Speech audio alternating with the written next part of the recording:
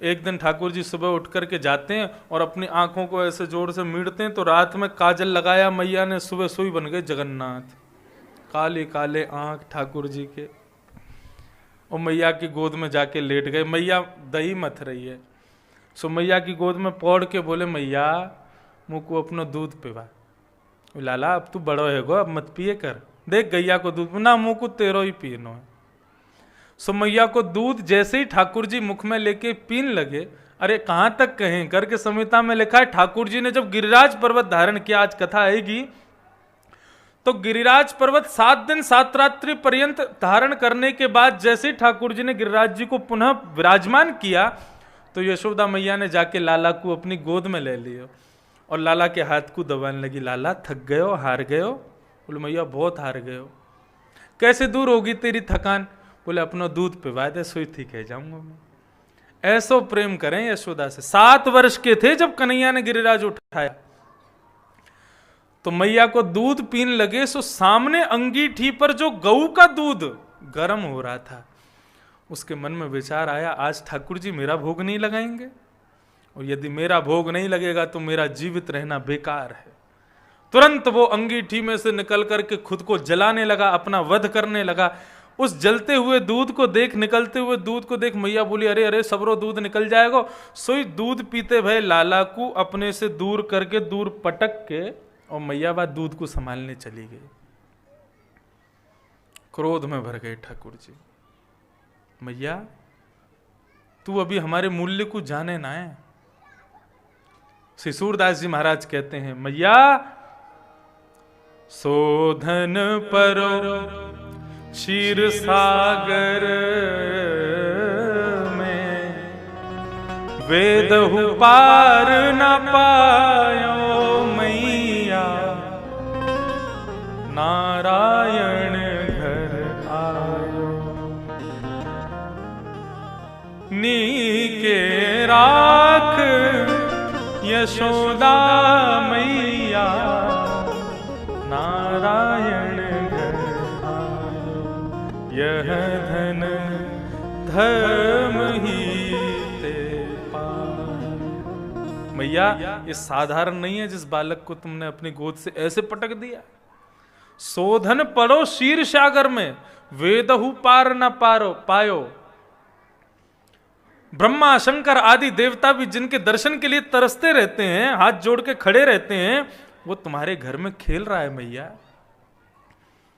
ठाकुर जी बोले, हम बड़ी पूत प्रिय ना है, दूध प्रिय है। रुक जाया, दूध को ही देखूं।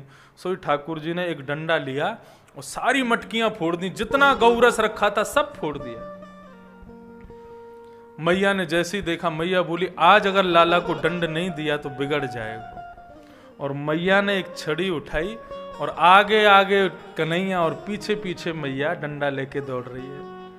आकाश में खड़े हुए देवताओं के नेत्र सजल हो गए। बोलो मैया, तीनों लोग जिनके मारे थर थर कांपते हैं, वो आज तुमसे डर के भाग रहा है। मैया के केशों में लगे हुए पुष्प झरझर के गिरने लगे। मैया हम तेरे सिर पर रहने योग्य नहीं, तेरे चरणों की धूल हैं हम। मैया पीछे पीछे छड़ी लेके दौड़ रही है, थोड़ी दूर जाके हार गई, थक गई। सो ठाकुर जी दूर पेड़ पर खड़े हैं और मैया से कहें, मैया तू हार गई है, तू थक गई है? हाँ थक गई हूं। कैसे ठीक होगी तेरी थकान? बोले तू मेरे पास आ जाएगा, सोई मत, मेरी थकान दूर। मैं ना आऊंगा तेरे पास। क्यों? तेरे हाथ में जो छड़ी है, यहां से मुंह को डर लगे, पहले या को फेंक तब आऊंगा। मैया बोली फेंक दूंगी तो आ जाएगा? बोले बिल्कुल आ जाऊंगा, तू फेंक तो सही। जैसे ही मैया ने छड़ी फेंकी, ठाकुर जी दौड़ करके आए, मैया को अपने हृदय से लगा लिया। श्रीमद् वल्लभाचार्य जी महाराज कहते हैं सुबोधनी जी में, इस समय यशोदा कौन है? यशोदा है जीवात्मा, यानी कि मैं और आप सब, और कन्हैया ईश्वर। लेकिन जीव के हाथ में जो ये छड़ी है, ये छड़ी क्या है? ये अहंकार, अभिमान। व्यक्ति जब अभिमान रूपी छड़ी लेकर के भगवत सन्निधि में जाता है तो भगवान दूर ही दूर भागते हैं। बोलो मुंह को डर लगे या अभिमान से, या को दूर रख मोते। लेकिन जैसे ही जीवात्मा अभिमान रूपी उस छड़ी का परित्याग करता है तो भगवान दौड़ के उसको हृदय से लगाते हैं। अभिमान मत करो। मैया ने अपने चेहरे को रंग बदला, आंखों का ढंग बदला। अब बोली लाला को आज दंड देनो है, वात्सल्य नहीं। तुरंत लाला को हाथ पकड़ लिया, बोले आज ना रोटी मिलेगी, ना माखन मिलेगा, ना पानी मिलेगा, कछु ना मिलेगा तो को। और नन्हे से बाल कृष्ण को उखल से जाकर के मैया ने बांध दिया। खड़ो रहे यहीं पे। पसीना आ रहा है ठाकुर जी को, और ठाकुर जी अकेले खड़े, मन नहीं लग रहा। इतने में ही दो वृक्ष खड़े थे आसपास, उनके बीच में होकर के ठाकुर जी निकलने लगे। जैसे ही जोर से झटका दिया, दोनों वृक्ष गिर गए। कुबेर के पुत्र नलकुवर और मणिग्रीव दोनों प्रकट हो गए। इन्होंने भगवान की स्तुति गाई है, बहुत सुंदर स्तुति। कि वाणी गुणानुकथने श्रवणो कथाया, हस्तौ च कर्म सुमनस्तव पादयोर्न, स्मृत्यां शिरस्तव निवास जगत् प्रणामे, दृष्टिः सतां दर्शनेस्तु भवत्तनूना। हे प्रभु, हम दोनों से एक अपराध हो गया था। कैसा अपराध? मदिरा पान करके वैश्याओं के साथ जलाशय में स्नान कर रहे थे। नारद जी महाराज आए, उनको देख करके समस्त गणिकाओं ने तो वस्त्र धारण कर लिए, लेकिन मद के नशे में हम लोग तब भी निर्वस्त्र खड़े रहे। नारद जी महाराज आकर के बोले, मद का बहुत अभिमान है ना, निर्वस्त्र रहने का बहुत शौक है, जाओ दोनों वृक्ष बन जाओ। हम तब से ही यहां वृक्ष बन करके खड़े। लेकिन नारद जी महाराज की आज्ञा से हमको ये वरदान मिला कि आपके स्पर्श से हम दोनों मुक्त होंगे। आज हम मुक्त हो गए। आपने बड़ी कृपा की प्रभु, अब ऐसी कृपा कर दो, वाणी आपके गुणानुवाद गाए, कान आपकी कथा सुने, हाथ आपकी सेवा करें, पैर आपकी प्रतीक्षा करें, हमारा प्रत्येक अंग आपकी सेवा करे। ऐसी कृपा आप हम पर कर दो। भगवान ने आशीष दिया। आशीष देकर के दोनों नलकुवर मणिग्रीव वहां से अंतर ध्यान हो गए।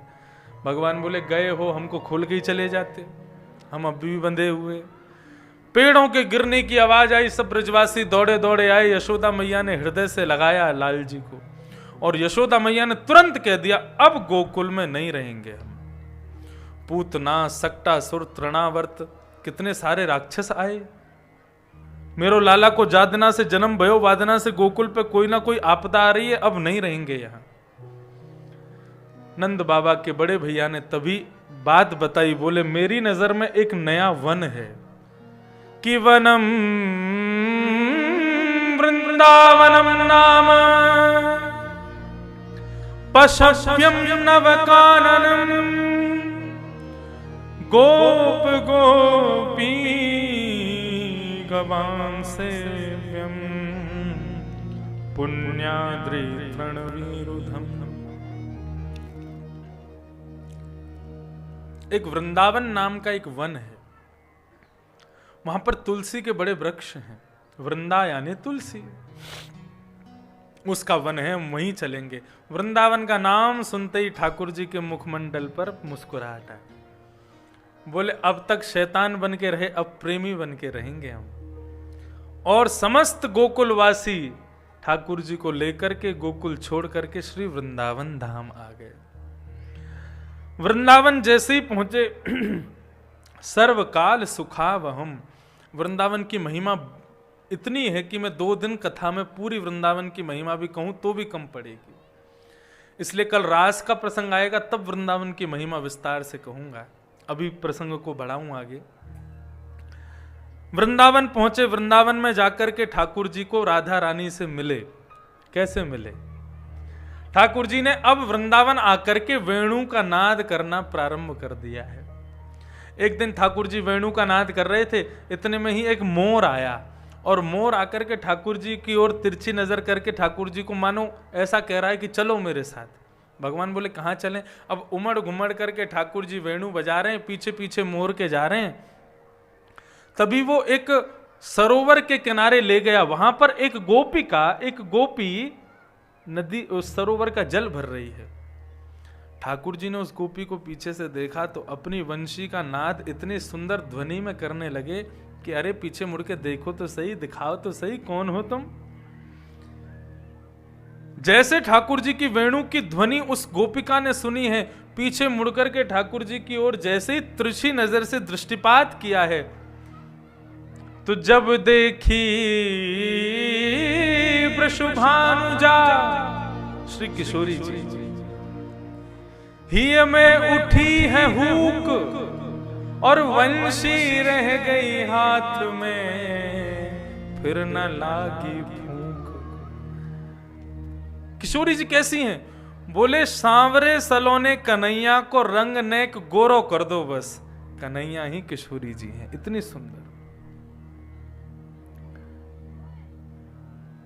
किशोरी जी ठाकुर जी को देख रही हैं और फिर बोली बंशी बजाओ। अब ठाकुर जी तो मूर्ति की तरह खड़े हैं, भूल ही गए बंशी बजाना। इतने में किशोरी जी ने घूंघट कर लिया। तब से लेके आज तक वृंदावन के प्रत्येक मंदिर में श्री किशोरी जी घूंघट में विराजते हैं। आप बिहारी जी जाओ, बिहारी जी के बगल में देखोगे तो चूड़ामणि दिखाई देगी, लेकिन किशोरी जी नहीं दिखाई देती। राधा वल्लभ जी जाओ, ठाकुर जी दिखाई देंगे, लेकिन किशोरी जी नहीं दिखती। राधा रमण जी जाओ, ठाकुर जी दिखेंगे, किशोरी जी नहीं दिखती। क्यों? संत जन, हमारे ब्रज के रसिक जन ऐसा भाव बताते हैं कि किशोरी कोई और नहीं है, ये ठाकुर जी का ही प्रतिबिंब स्वरूप है। लोग कहते हैं भगवान ने राधा रानी से ब्याह क्यों नहीं किया? इसको समझिए, राधा रानी कोई और नहीं है, भगवान की ही आह्लादनी शक्ति श्री राधा रानी है। जिस प्रकार आप खुद को शीशे में देखते हो तो एक से दो हो जाते हो, ऐसे ही भगवान का ही प्रतिबिंब का स्वरूप किशोरी जी हैं। वृषभानु और कीर्तिदा के याचना करने पर भगवान की तपस्या की वृषभानु और कीर्तिदा ने। भगवान प्रकट हुए, क्या वर चाहिए? बोले आप पुत्र रूप में चाहिए। भगवान बोले नहीं हो सकता। क्यों? हम नंदरानी, हम देवकी और वसुदेव के यहां पुत्र बन करके जा रहे हैं, आपके यहां कैसे आए? तब वृषभानु जी बोले कैसे भी आओ प्रभु, कृपा करो। तब भगवान अपने पुनः वैकुंठ लोक में जाते हैं, स्वयं को प्रतिबिंब में देखते हैं, अपना शीशे में खुद का दर्शन करते हैं। तभी ठाकुर जी अपना मुकुट उतारते हैं, अपने केशों को खोलते हैं, अलकावलियों को खोल करके, और ठाकुर जी श्री रुक्मणी जी की चुनरी ओढ़ते हैं, अपनी नाक में नथनी पहनते हैं, और जैसे ही अपने स्वरूप को प्रतिबिंब में देखते हैं, वही प्रतिबिंब के स्वरूप को ठाकुर जी स्तब्ध कर देते हैं, रुक जाओ। और उसी प्रतिबिंब के स्वरूप को ठाकुर जी श्री किशोरी जी के रूप में पृथ्वी पर भेज देते हैं। अपने प्रतिबिंब से प्रेम सब करते हैं, अपने शीशे में दिखने वाले अपने स्वरूप से प्रेम सबको होता है, लेकिन उससे बयान नहीं किया जाता, उससे कोई बयान नहीं करता। मर्यादा की स्थापना के लिए वही रघुनंदन बन करके आए, ज्ञान की स्थापना, भक्ति की स्थापना के लिए वही रघुनंदन कृष्ण बन के आए, और प्रेम की स्थापना, रस की स्थापना के लिए वही कृष्ण राधा बन के आए। राधा कृष्ण में कोई भेद नहीं। समाज को, कलयुग के लोगों को, रसिक जनों को यह बता सके वास्तव में प्रेम कहते किसे हैं, उसके लिए ठाकुर जी ने किशोरी जी का रूप धारण किया। उनमें कोई भेद नहीं है। श्री राधा रानी से मिले तो ऐसा संत जन बताते हैं कि जिनके स्वरूप को देख करके ठाकुर जी मोहित हो गए, उनके रूप को यदि हम साधारण जीवात्माओं ने देख लिया तो हमारा क्या हाल होगा। और एक संत जन तो कहते हैं यदि किशोरी जी घूंघट ऊपर करके बैठ जाएं तो बिहारी जी ऐसे नहीं खड़े होंगे, फिर यूं ही खड़े होंगे, उन्हीं को ही देखते रहेंगे। इसलिए उन्होंने घूंघट कर लिया ताकि आप दर्शनार्थियों को दर्शन दे सको, नहीं तो मोहिए देखते रहोगे। या हमारे किशोरी जी घूंघट में बैठी। हमारे ब्रजमंडल में किशोरी जी का स्वरूप नहीं दिखेगा, केवल श्री राधिका रानी का नाम दिखाई देगा, नाम सुनाई देगा। क्यों? बिहारी जी के रूप में कभी कोई भेद ही नहीं है। मैं एक दिन यही चर्चा रात्रि में ऊपर कर रहा था, तब सामर सिंह परिवार के सब लोग बैठे थे, तब भी मैंने कहा था भगवान के रूप को दो आंखों से कैसे देखना चाहिए। बोले भगवान के दाहिने अंग को कृष्ण स्वरूप और वाम अंग को किशोरी जी के रूप में देखना चाहिए। इसीलिए आप देखेंगे मुकुट इधर आता है और इधर शीश फूल आता है, मतलब ये कौन है? ये किशोरी जी हैं। श्रीनाथ जी, इनका रूप कैसे प्रकट हुआ ये भी मैं कल रास की भूमिका में ही बताऊंगा, तब आपको। और अभी तक तो हम लोग ज्ञान वैराग्य की चर्चा कर रहे थे, अब प्रेम की चर्चा शुरू होगी कथा में। और कल की कथा जो है वो तो प्रेम की प्रधानता की कथा है, इसलिए कल की कथा उन्हीं के पल्ले पड़ेगी जो वास्तव में भगवान से प्रेम करते, नहीं तो बाकियों को तो सिर के ऊपर से बाउंसर जाने वाला है कल। रास पंचाध्यायी सबको समझ नहीं आता, इसलिए कल तो वास्तव में प्रेमी बन करके आइएगा। ठाकुर जी ने अघासुर नाम के एक राक्षस जो कि सर्प के रूप में आया था उसका वध किया। उसके बाद ठाकुर जी वन भोज करते, मैंने कथा में बताया था। ब्रह्मा जी के मोह को दूर किया, वो भी मैं कथा में एक दिन बता चुका हूं। इस प्रकार ठाकुर जी लीला करते हुए आगे ठाकुर जी को चिंता होती है कि भैया एक कालिया नाग नाम का एक सर्प रहता है यमुना में, जिसने दूषित किया है यमुना को, इसको कैसे निकालें। क्यों बलराम जी संग खेलने जाते हैं, ये भी शेष नाग हैं, और इनके सामने किसी नाग को मारेंगे तो इनको क्यों अच्छा लगेगा। तो बलराम जी से उन्होंने एक राक्षस का मर्दन करवाया। उस राक्षस का नाम था धेनुकासुर। ये धेनुकासुर जो था ये गधे के रूप में था। बलराम जी को हमेशा लगता है सारे राक्षसों को कन्हैया मारता है, हम किसको मारें। तो अब की बार जब धेनुकासुर को मारने की बारी आई तो भगवान ने बलराम जी से कहा, दाऊ दादा हम छोटे मोटे राक्षसन ने मार दें, बड़े राक्षसन को आप मारो। धेनुकासुर बहुत बड़ा है, मैं नहीं मार पाऊंगा, आप मारो। सो बलराम जी की चौड़ गए। बलराम जी बोले हम मारेंगे धेनुकासुर को। अच्छा, भगवान जब भी किसी राक्षस को मारते तो पूरे ब्रजमंडल की गोपियां ठाकुर जी की नजर उतारती, ठाकुर जी की आरती करती, ठाकुर जी को हृदय से लगाती। बलराम जी बोले आज हम मार के आएंगे तो हमारी भी ऐसी खातिरदारी होगी। लेकिन भगवान ने पूरा रूप ही बदल दिया। वो धेनुकासुर को मार के आए तो भगवान ने श्रीदामा से कही तू पूरे नगर में हल्ला कर दियो कि ये एक गधा को मार के आएंगे।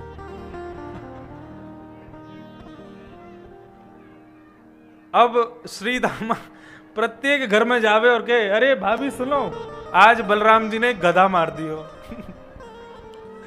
अब बलराम जी सीना चौड़ा के आ रहे, बोले आज ब्रज में हमारी भी पूजा होगी, हमारी भी जय जयकार होगी, सब लोग कहेंगे वाह भाई बलराम भी राक्षसों को मारता है।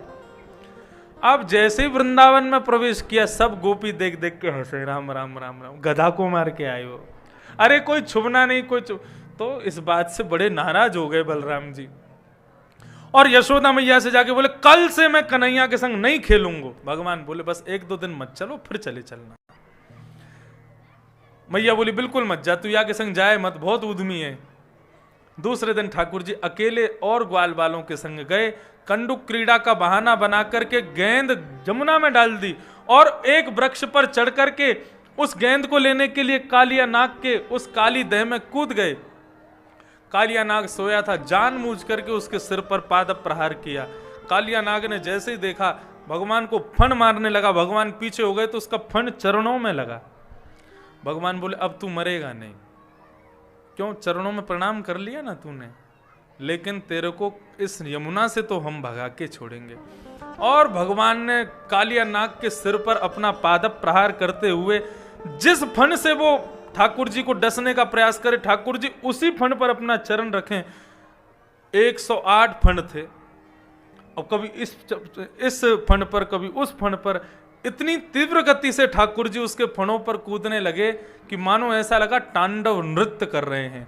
भगवान शिव ने अपना डमरू बजाना शुरू कर दिया, इंद्र ने मृदंग बजाना शुरू कर दिया, ब्रह्मा कांसे बजाने लगे और भगवान श्री कृष्ण तांडव कर रहे हैं।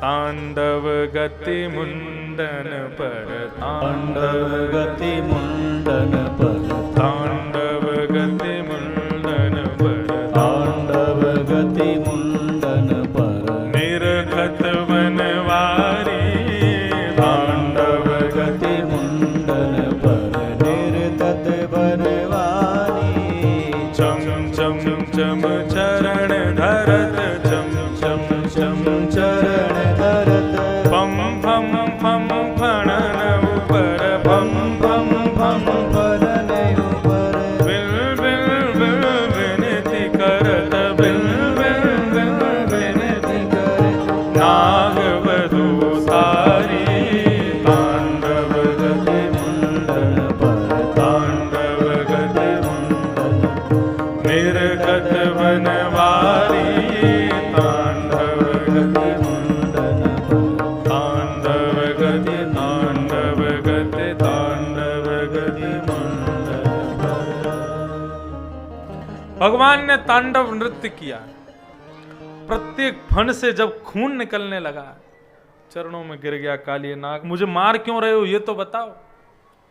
बोले तूने हमारी यमुना विषैली कर दी। कालिया नाग बोला एक बात बताओ, सांपों को किसने बनाया? भगवान बोले हमने बनाया। सांपों में इतना गुस्सा किसने भरा? भगवान बोले हमने भरा। सांपों की जीभ में विष कहां से आया? बोले मैंने डाला।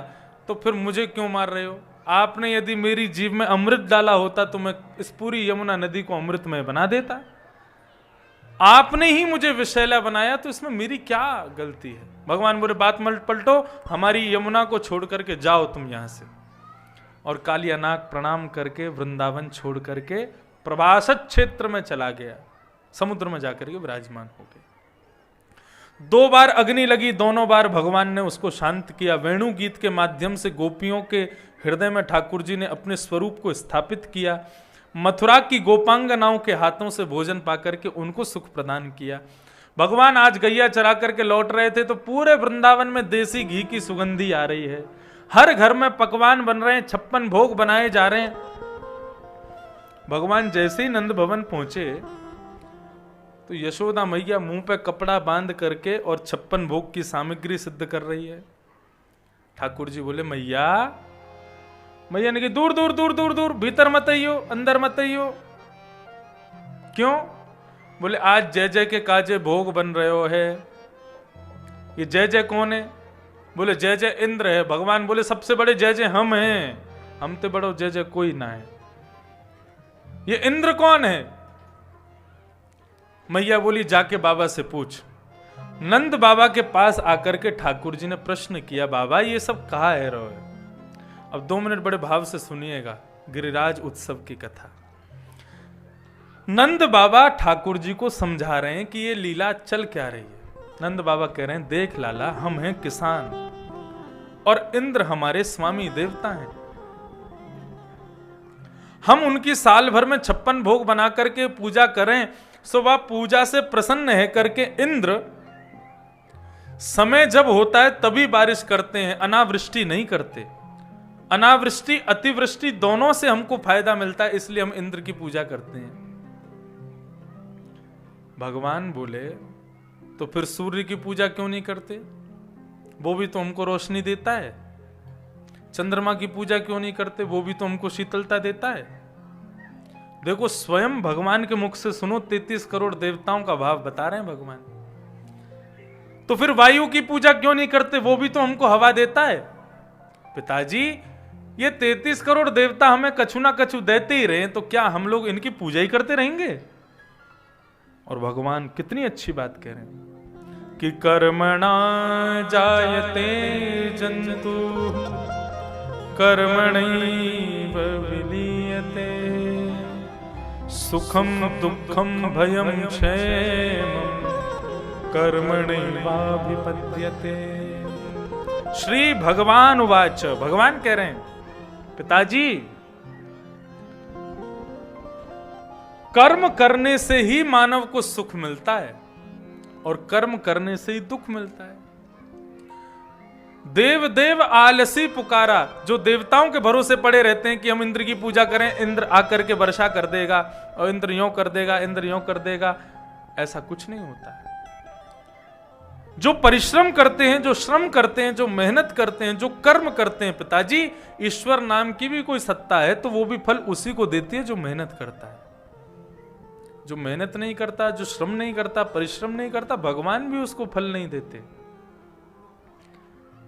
इंद्र की पूजा करने से कुछ नहीं होगा। कल को मेरा खेत और आपका खेत अलग हो, आप पूजा करो मैं नहीं करूं, तो क्या इंद्र केवल आपके खेत में बरसेगा, मेरे में नहीं बरसेगा? समस्त ब्रजवासी बोले कन्हैया तुम कहना क्या चाहते हो? बोले मैं तो बस इतना कहना चाहूं कि भैया 33 करोड़ देवतान की पूजा करोगे तो थक जाओगे, पूरा जीवन निकल जाएगा। एक साधे सब सधे, निष्ठा केवल एक में, प्रेम सबसे करो। ये 33 करोड़ देवताओं का एक वृक्ष है, उनको हरा भरा करना है तो जड़ में पानी डालना पड़ेगा। और बाकी जड़ कौन है? बोले बाकी जड़ है साक्षात विष्णु, और वही विष्णु हमारे ब्रजमंडल में गिरिराज के रूप में विराज रहे हैं। भगवान ही विष्णु है। भगवान कह रहे हैं ये नारायण, ये विष्णु साक्षात पर ब्रह्म है, इनकी पूजा के लिए चलो। बूढ़े बड़े ब्रजवासी कहने लगे बरसन से आई इंद्र की पूजा छोड़ देंगे तो इंद्र नाराज हो जाएगा। बोले जिन विष्णु की शरण में जा रहे हो पूर्ण विश्वास के साथ जाओ, इंद्र नाराज भी होगा तो वो रक्षा करेंगे, चिंता मत करो। लेकिन अब भी कई ब्रजवासी कहने लगे हम तो नहीं जाएंगे। तो भगवान ने कहा एक काम करो, मेरे पक्ष में आ जाओ वो लोग जो गिरिराज जी की पूजा करेंगे और बाकी के सब लोग इंद्र की पूजा करो। तो सारे युवान गोप गोपिकाएं और सब ठाकुर जी के पक्ष में आ गए, बूढ़े बूढ़े एक तरफ रह गए। सबने विचार किया, बोले इतनी सामग्री लखना उठाना करना तो ये सब युवा ही करेंगे, हम अकेले क्या करेंगे।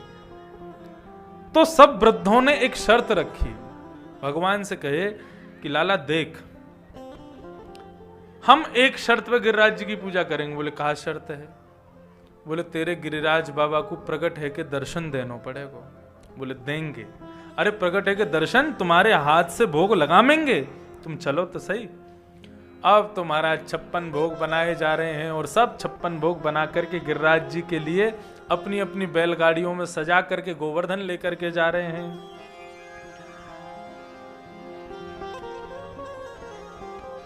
सब ब्रजवासी आनंद निमग्न होकर के गाते हुए जा रहे हैं। श्री गोवर्धन महाराज महाराज तेरे माथे मुकुट विराज रहो। श्री गोवर्धन महाराज महाराज तेरे माथे मुकुट विराज रहो। श्री गोवर्धन महाराज महाराज तेरे माथे मुकुट विराज रहो। श्री गोवर्धन महाराज महाराज तेरे माथे मुकुट विराज रहो। तेरे माथे मुकुट विराज रहो। तेरे माथे मुकुट विराज रहो। तेरे माथे मुकुट विराज रहो। तेरे माथे मुकुट विराज रहो। श्री गोवर्धन महाराज महाराज तेरे माथे मुकुट विराज रहो। श्री गोवर्धन महाराज महाराज तेरे माथे मुकुट विराज रहो। तो पे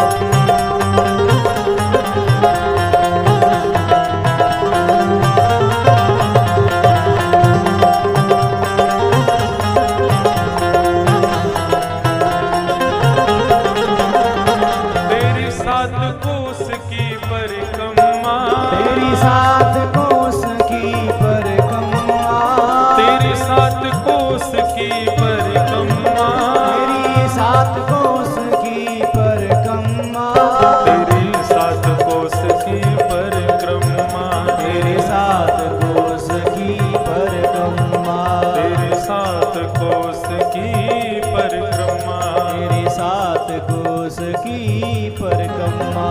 चकलेश्वर